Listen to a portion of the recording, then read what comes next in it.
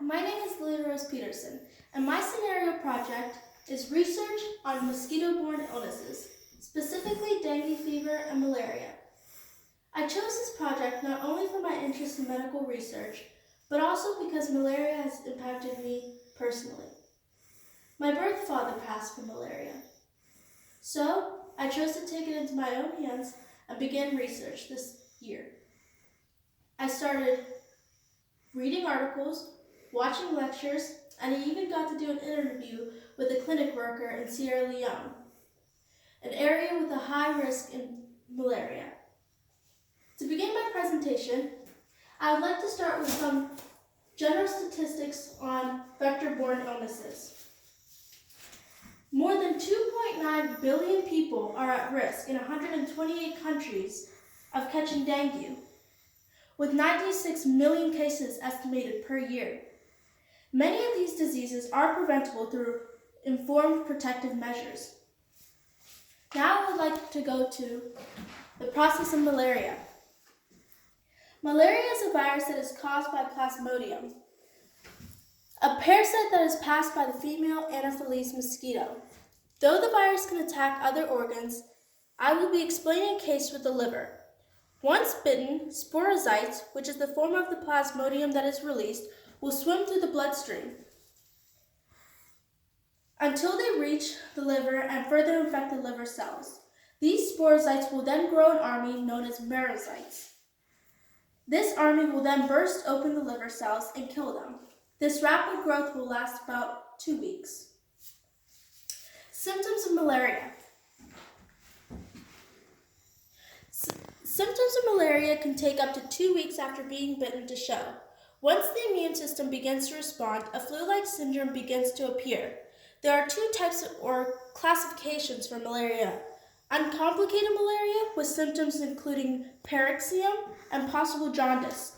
The other classification, which is severe malaria, has symptoms like serious organ problems and brain complications. Treatments for malaria. Here. Treatments for malaria are also classified as 2 different forms. For uncomplicated malaria, antimalarial drugs can be used. For severe malaria, intensive care plus constant monitoring is necessary. For prevention, vector control and insecticide-treated nets are the 2 main ways to prevent possible transmission. Now I'll share some information on dengue fever. The process of dengue fever. Dengue fever is a virus that is transmitted by the Aedes aegypti. Once this mosquito transmits the virus, it will travel through the bloodstream and further infect white blood cells in the skin tissue. While in the incubated period, the virus will multiply and will spread into the bloodstream. This is called viremia. The blood cells will become permeable, which then results in plasmid leakage. And when a mosquito bites an infected person, they will draw in the dengue and spread it further. Symptoms of dengue 1. Symptoms of dengue may be noticeable around 4 to 10 days after bite. Just like malaria, flu-like symptoms can appear. These symptoms can last for 2 to 7 days. Symptoms of dengue 1 can be mild or severe. Severe dengue can become life-threatening in a mere hour. Severe dengue can result in shock, internal bleeding, and even death. Treatments for dengue fever. Unlike malaria, there are no specific antiviral treatments or vaccines against dengue fever. The best way to prevent infection is to avoid being bit during the day. Mosquitoes that often transmit dengue virus often live in and around homes and gardens. Social and economic effects.